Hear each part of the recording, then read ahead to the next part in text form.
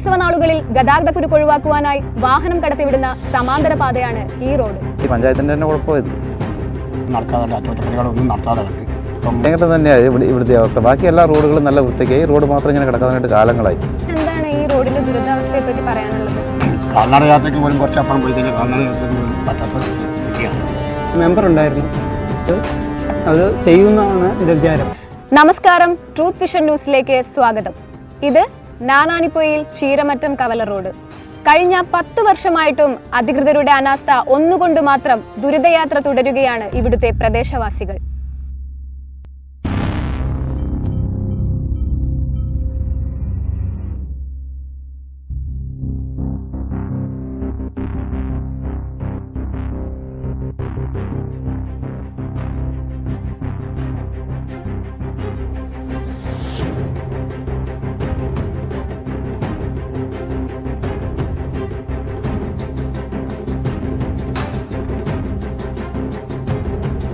കണ്ണൂർ ജില്ലാ പഞ്ചായത്തിന്റെ പരിധിയിൽ വരുന്ന ഈ റോഡിന് 10 ലക്ഷം രൂപ പാസ്സായിട്ടുണ്ടെങ്കിലും ഇതുവരെ യാതൊരു നവീകരണ പ്രവൃത്തിയും തുടങ്ങിയിട്ടില്ല. കൊട്ടിയൂർ വൈശാഖ മഹോത്സവ കാലഘട്ടങ്ങളിൽ യാത്രാക്ലേശം ഒഴിവാക്കാനായി വാഹനങ്ങൾ കടത്തിവിടുന്ന ഈ റോഡ് വർഷങ്ങളായി അവഗണിക്കപ്പെടുകയാണെന്നാണ് പ്രദേശവാസികൾ ആരോപിക്കുന്നത്. പേരെന്താണ്? എൻ്റെ പേര് മണികണ്ഠൻ നായർ. ചേട്ടൻ എന്താണ് ഈ റോഡിന്റെ ദുരിതാവസ്ഥയെ പറ്റി പറയാനുള്ളത്? കഴിഞ്ഞ 8-10 വർഷത്തോളമായി ഈ റോഡ് ഇതേപോലെ തന്നെ കിടക്കുകയാണ്. ഒരു റിപ്പയറും നടക്കാതെ, അറ്റകുറ്റപ്പണികളൊന്നും നടത്താതെ കണ്ട്. ഇപ്പം കുടിവെള്ളത്തിന് വേണ്ടി റോഡാകെ കുഴിച്ചിട്ടിട്ടുണ്ട്.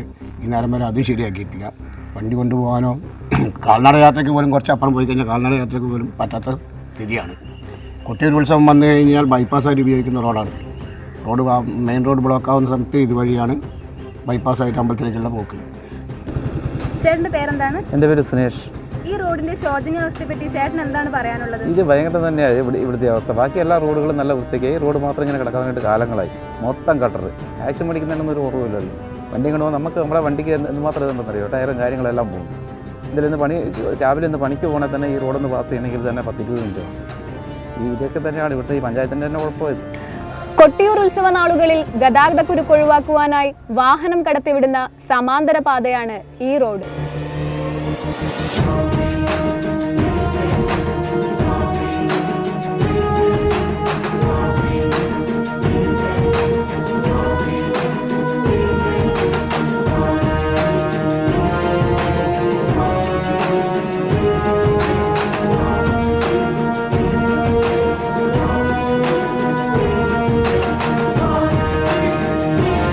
ഈ ദുരിതയാത്രയ്ക്ക് എത്രയും പെട്ടെന്ന് ഒരു അറുതി വരുത്തണമെന്നാണ് ഇതിലേ കടന്നുപോകുന്ന വാഹനയാത്രികർക്കും പ്രദേശവാസികൾക്കും പറയാനുള്ളത്. അശ്വതി കൊട്ടിയൂരിനോടൊപ്പം Krishnendu, truth vision news, Keralam.